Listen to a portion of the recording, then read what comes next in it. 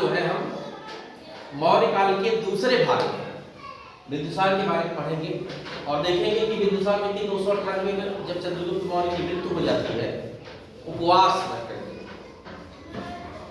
तो उसके बाद उसका पुत्र बिंदुसार जो राजा बनने के बाद में ये देखा गया कि एंटियोकस जो कि सीरिया का राजा था, उसके यहाँ बिंदुसार ने एक पत्र लिखा और पत्र लिख करके उससे 3 मांगे की।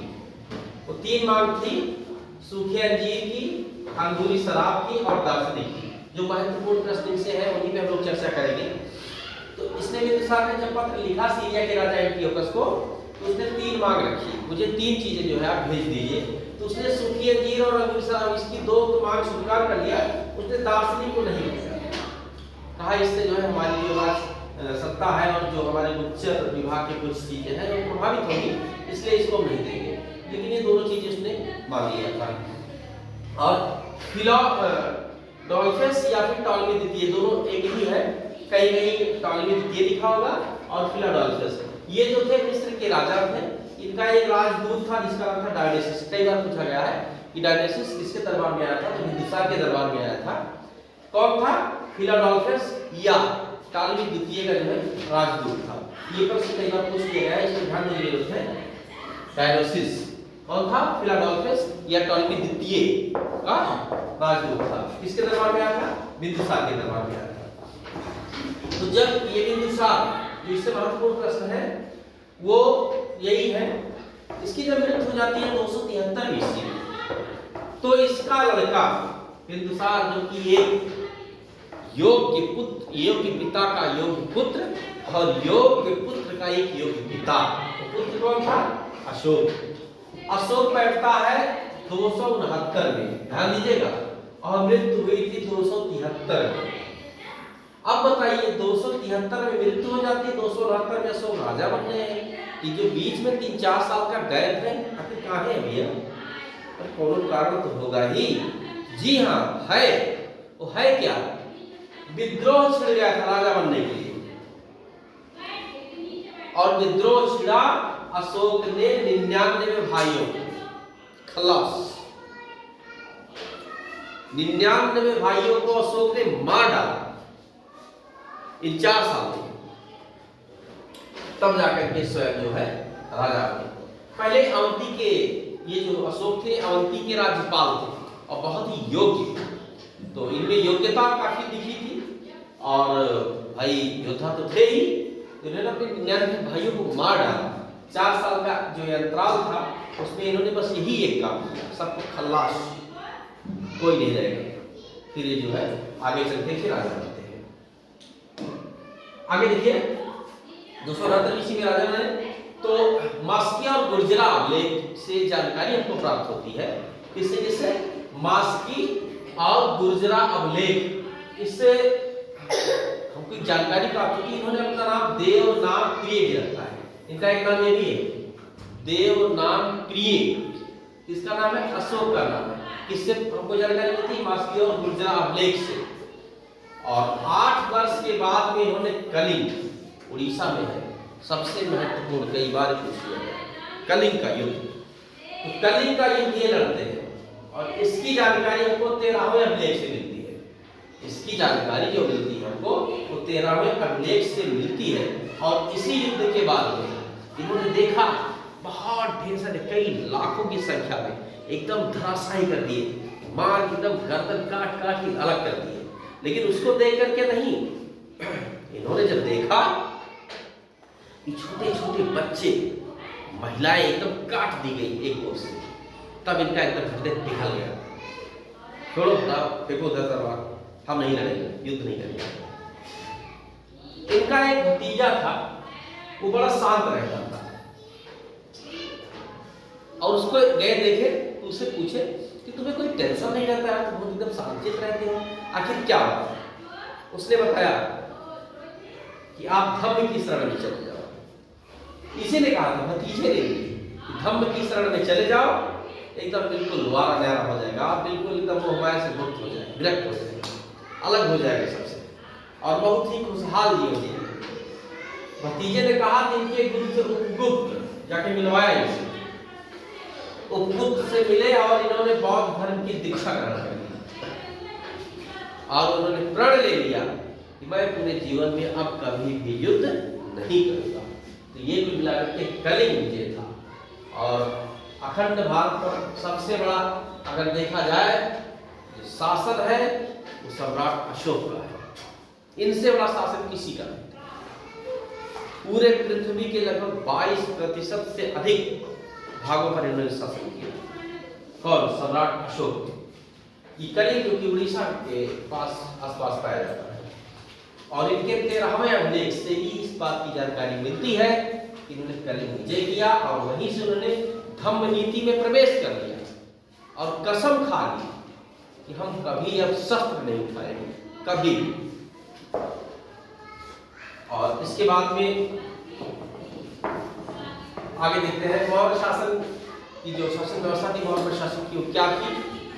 तो इसमें जैसे केंद्रीकृत राजा हुआ करते थे। मौर्य शासन की सबसे खास विशेषता यही थी कि ये जो राजशाही सत्ता थी ये केंद्रीय प्रधान थी, मतलब केंद्र में बिल्कुल मुखिया उसका राजा होता था। जैसे हमारे यहाँ प्रमुख कौन है? प्रधानमंत्री है देश मुखिया। वैसे यहाँ का केंद्रीकृत जो राजा होता था वो होता था राजा, प्रशासनिक रूप से, न्यायिक रूप से, दोनों तरीके से। इसके कुछ अधिकारी हैं, जैसे राज सत्ता को चलाने के लिए कुछ बड़े बड़े कर्मचारी अधिकारी रखे जाएंगे। ऐसे में मंत्री रखे जाते थे जिनको अमात्य कहा गया है। मंत्रियों को जो है वो अमात्य कहा गया है जो रखे जाते थे। जिसमें प्रधानमंत्री, आप जानते होंगे उस समय कि चंद्रगुप्त के शासनकाल में जो प्रधानमंत्री हुआ करते थे उन्हीं के गुरु कौटिल्य थे। सेनापति, ये सब तमाम होते थे। तो ऐसे ही अधिकारी गण भी होते थे इसमें। जो राजस्व विभाग के अधिकारी होते थे उनको समाहर्ता कहा गया है। जो राजस्व, खेती बाड़ी देखते थे, इन सब से संबंधित जो होते थे राजस्व विभाग के, वो होते थे समाहर्ता। राज्य के कोषा जो अध्यक्ष होते थे वो संविधाता होते थे। जो राज्य के कोषाध्यक्ष होते थे उनको संविधाता कहा गया है। और राज्य के कृषि विभाग के जो प्रमुख होते थे उनको सीता अध्यक्ष, और उस समय बहुत ही प्रचलित थी सीता भूमि। थोड़ा तबीयत खराब है इसलिए थोड़ा दिक्कत हो रही है, लेकिन आप लोग बुरी पढ़ा रहे हमारे। उस समय सीता भूमि बहुत प्रचलित थी। सीता भूमि का मतलब जो सरकारी भूमि होती थी, जैसे आजकल कहते हो ग्राम समाज है सरकारी, वैसे उस समय सीता भूमि बहुत प्रचलित थी। जो सरकारी भूमि होती थी उसको सीता भूमि कहते हैं, और उसी सरकारी भूमि को ही सीता भूमि। और सीता अध्यक्ष जो राजकीय कृषि के जो प्रमुख होते थे उनको सीता अध्यक्ष कहा गया है। और वाणिज्य विभाग के जो होते थे पन्नाध्यक्ष। वाणिज्य विभाग के पन्ना अध्यक्ष होते थे। मेगास्थनीज के अनुसार कई समितियां बनाई गई थी जिसमें 5-5 सदस्य हुआ करते थे। मेगास्थनीज के अनुसार 5-5 सदस्यीय समितियां बनाई गई जिसमें उन समितियों में जो है 5-5 अध्यक्ष हुआ करते थे। अब आते हैं सैन्य विभाग में, बहुत महत्वपूर्ण है इनका। सैन्य विभाग बहुत महत्वपूर्ण है और बताते हैं कि लगभग 6 लाख से ज्यादा इनके पास पैदल सेना थी, 9,000 हाथी, 30,000 से ज्यादा घुड़सवार और 20,000 से ज्यादा रथ हुआ करते थे। जिधर निकलते थे मारते थे तो नस्ताना कूद करते थे। बिल्कुल मौर्य साम्राज्य जिधर चल पड़ता था बिल्कुल पृथ्वी कांपने लगती थी, थर्राने लगता था। शत्रुओं के एकदम रोए खड़े हो जाते थे और पहले ही हथियार डाल देता था, ले जाओ तुम ही ले जाओ। वो था प्रशासन, वो शासन व्यवस्था थी, वो थी तलवार की खौफ। तो सैन्य विभाग का जो प्रमुख, सैन्य विभाग में अगर देखें पैदल इनके पास 6 लाख सेना हुआ करती थी। 6 लाख सेना जिधर से जाती थी इधर पृथ्वी कांप जाती थी। 9,000 हाथी, सोचिए जिधर से 9,000 हाथी जाएगी उनकी चिहाड़ और दहाड़ से ही शत्रु भाग जाएगा। 30,000 घुड़सवार होते थे और 20,000 रथ। इतनी बड़ी सेना हुआ करती थी मौर्य साम्राज्य में।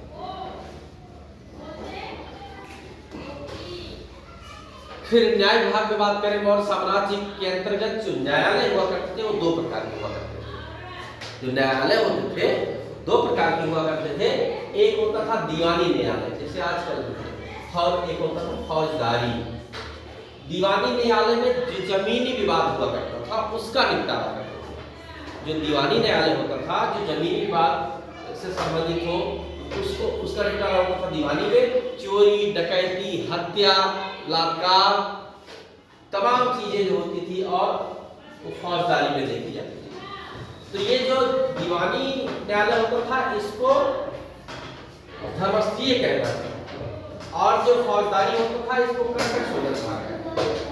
कंटक शोधन फौजदारी न्यायालय जो है उसको कंटक शोधन कहा गया है, और इसको दीवानी न्यायालय को धर्मस्थीय।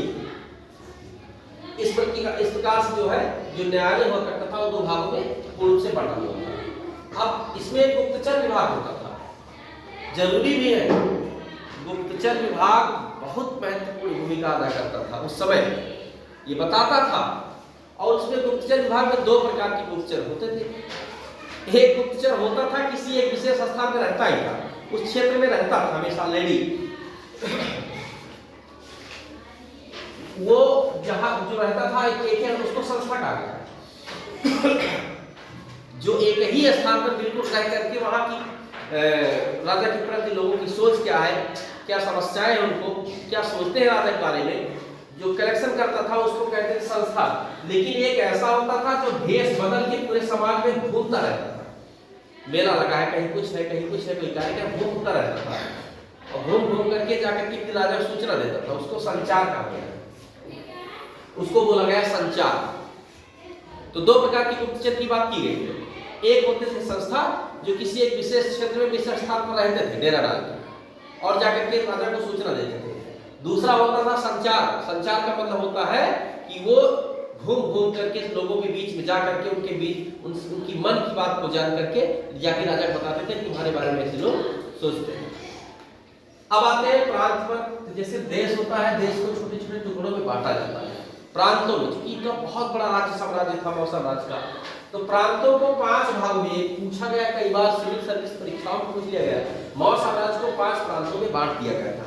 पहला था उत्तरापथ। उत्तरापथ जिसकी राजधानी तक्षशिला थी। दूसरा है दक्षिणापथ। दक्षिणापथ जिसकी राजधानी सुवर्णगिरी। तीसरा है प्राची, पाटलिपुत्रा जिसकी राजधानी, जिसको पटना आप जानते हो, बिहार। आवंती पढ़े हैं आप लोग, इसकी राजधानी उज्जैनी थी। और इन्होंने 5वां जो जीता था कलिंग, सम्राट अशोक ने, उसकी राजधानी थी तोशली। उसकी राजधानी थी तोशली। तो इस प्रकार से मौर्य साम्राज्य को 5 प्रांतों में बांट दिया गया था मुख्यतः। तो इस तरीके से पहला उत्तरापथ, तक्षशिला उसकी राजधानी, दक्षिणापथ उसकी राजधानी थी सुवर्णगिरी, प्राची, पाटलिपुत्रा, आवंती, उज्जैनी। और जो सम्राट अशोक ने अपने तलवार की धार से जिसको जीत लिया था कलिंग, जिसके बाद उन्होंने कभी ना युद्ध लड़ने की कसम खा ली है। उस कलिंग युद्ध के बाद उन बच्चों की, माताओं बहनों की खून को देख करके, उनकी लाश को देख करके इनका एकदम बिल्कुल हृदय पिघल गया। और उसी के बाद उन्होंने बौद्ध धर्म की दीक्षा ली। तो इस तरीके से कलिंग, इसकी राजधानी थी तोशली। आगे देखते हैं प्रांतों के प्रमुख। अब प्रांत होते थे उनके प्रमुख। ऐसा होता है कि प्रांतों के जो राजा होते थे उनकी राजा का लड़का ही हुआ करता था। जैसे हमने आपको बताया कि सम्राट अशोक भी राज्यपाल थे। तो एक प्रांत के राज्यपाल थे, वहां के प्रमुख हुआ करते थे। तो जो प्रांतों का प्रमुख होता था वो राजा का पुत्र ही हुआ करता था। पहले उनको जिम्मेदारी दी जाती है। ऐसे थोड़ी है कि किसी को लाकर के राजा गद्दी बैठा दिया जाएगा। पहले उसको किसी प्रांत का राजा मुखिया बनाया जाता था कि तुम देखो इसको। फिर फीडबैक देखते थे राजा कि कौन अच्छा है कौन बुरा है, किसको राजा बनाने लायक है, उसमें से चूज किया जाता था।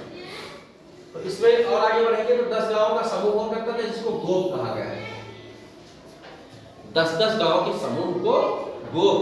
जैसे शिक्षा क्षेत्र पर आप लोग परगना देखेंगे या आजकल ब्लॉक देखते हैं। सोहावल ब्लॉक है, तार ब्लॉक है, मिल्कीपुर ब्लॉक है और तमाम ब्लॉक। वैसे 10 गांव के समूह को गोप कहा गया है। और जो सबसे छोटी इकाई होती थी वो ग्रामीण होती थी। जो सबसे छोटी इकाई है वो ग्रामिक हुआ करती थी। तो इस प्रकार से जो है प्रांतों को छोटे छोटे भागों में डिवाइड कर दिया जाता था और उस प्रांत का जो प्रमुख होता था वो राजा का पुत्र ही होता था। उन पुत्रों में जो सबसे श्रेष्ठ होता था, जो सबसे योग्य होता था, उसी को जो है राजा बनाया जाता था। मेगास्थनीज के अनुसार ऐसा होता है कि नगर प्रशासन में, क्योंकि ग्रामीण तो हो गया लेकिन नगर प्रशासन, नगर में ज्यादा जनसंख्या होती थी, ग्रामीण में कम जनसंख्या, नगर में ज्यादा जनसंख्या होती थी। तो नगरीय जनसंख्या में 6 समितियां हुआ करती थी और 6 समितियों में, ये भी प्रश्न कई बार पूछा गया है, मेगास्थनीज के अनुसार नगर में, नगर प्रशासन में 6 समितियां होती थी और प्रत्येक समिति में 5-5 सदस्य होते थे। अब आप बताइए 6 समिति है, 5-5 सदस्य होंगे, कुल सदस्यों की संख्या कितनी होगी? 30 हो जाएगी। इस तरीके से 30 सदस्यीय जो टीम होती थी नगरीय प्रशासन में, उसकी देखरेख में महत्वपूर्ण भूमिका निभाती थी। 6 समितियां रहती थी, प्रत्येक में 5-5, 6 पंचे 30 सदस्य समितियां जो है ये नगर की देखभाल करती थी, वहां के शासन व्यवस्था को देखती थी। किसके अनुसार? मेगास्थनीज के अनुसार। चलिए अब हम देखते हैं, इन्होंने मेगास्थनीज और कौटिल्य अपने अलग अलग उन्होंने अपने लेख लिखे हैं, महत्वपूर्ण दोनों। मेगास्थनीज के अनुसार 7 भागों में भारतीय समाज को बांटा गया। अगर मैं भारतीय समाज की बात करूं उस समय मौर्य काल में भारतीय समाज को 7 भागों में बांटा गया, 7 वर्गों में। पहला है दार्शनिक, दूसरा है किसान और तीसरा तो बहुत महत्वपूर्ण तब भी था और आज भी है, वो है अहीर। यही देख लीजिए, यही आज भी मिलते हैं अहीर, पहले भी थे और आज भी है। कारीगर, सैनिक, निरीक्षण और सभासद, तो इस तरीके से 7 भागों में बांटा गया। वहीं कौटिल्य ने बताया कि तब भी जो है ब्राह्मण, क्षत्रिय, वैश्य और शूद्र वर्गों में जो है भारतीय समाज बटा हुआ था, जिस पर सभी लोग सहमत नहीं।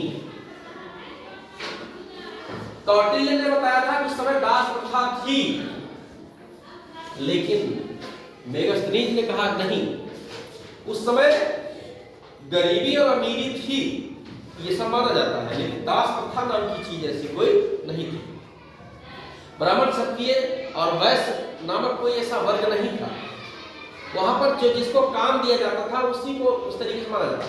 कार्य पर आधारित, कार्य प्रणाली पर आधारित था, जातीय जो समीकरण था, जिसमें दार्शनिक, किसान, अहीर, कारीगर, सैनिक, निरीक्षक और सभासद, इस प्रकार से भारतीय समाज को 7 भागों में पूर्णतः बांट दिया गया। दास प्रथा की बात आती है, दोनों के अपने अलग अलग मत हैं। कौटिल्य ने कहा थी, और जो मेगास्थनीज थे जिन्होंने इंडिका नामक पुस्तक लिखी थी, उन्होंने इस चीज का जिक्र किया कि नहीं, ऐसी कोई व्यवस्था नहीं थी। मौर्यकालीन अर्थव्यवस्था बहुत महत्वपूर्ण है। अर्थव्यवस्था में देखा जाए कि कृषि से इनको 1/6 से 1/4 तक कर लेने का अधिकार था। 1/6 से 1/4 तक ही कर लिया करते थे, वो सूझते थे। भाई किसी भी साम्राज्य को बढ़ाने का जो सबसे प्रमुख स्रोत होता है, क्या होता है? कर होता है। जितना अधिक हम कर लेंगे उतना ज्यादा हमारा फायदा होगा। यहाँ से कृषि से जो है 1/6 से 1/4 कर सूझते थे। दूसरा था व्यापार। व्यापार आंतरिक भी था, बाह्य भी था। आंतरिक मतलब उस क्षेत्र में के अंदर भी और उस क्षेत्र के बाहर भी व्यापार करते थे और वहां से वसूलते थे 1/10वां भाग। व्यापार जो है 1/10वां भाग वसूलते थे। उद्योग में वस्त्र उद्योग सबसे प्रमुख था इनका। वस्त्र उद्योग उस समय भी जो है वस्त्र उद्योग ने भारत का बहुत ही प्रमुख था। और इस प्रकार से ये जो है मौर्यकालीन अर्थव्यवस्था के जो सबसे प्रमुख कारण होते थे, जिसमें ऋण जो थी वो कृषि थी, जिसमें 1/6 से 1/4 तक ये जो है कर वसूल लिया जाता था। और फिर एक चीज और है, टैक्स चोरी। ये तो बड़ी खतरनाक पूछा जाता है कि मौर्य प्रशासन में किस चीज की सजा है? कृषि चोरी, ये जो टैक्स चोरी है, इस टैक्स चोरी के लिए सबसे कठोरतम नियम बना दिए गए थे। अगर टैक्स चोरी करोगे सीधा फांसी, मृत्यु दंड दिया जाता था उस समय। और भाई समुद्र थे, समुद्री रास्ते से माल आता था, यहाँ से भेजा भी जाता था। तो सबसे प्रमुख बंदरगाह जो था वो था बड़ौदा। गुजरात का बंदरगाह बना, ये सबसे प्रमुख जो है उस समय का बंदरगाह हुआ करता था। तो इस प्रकार से जो है मौर्यकालीन अर्थव्यवस्था थी, जिसमें हमने बताया कि कृषि जो है इसमें सबसे प्रमुख भूमिका अदा करती है। अब इनके कुछ जो बचे भाग हैं उसको हम तीसरे भाग में जिक्र करेंगे।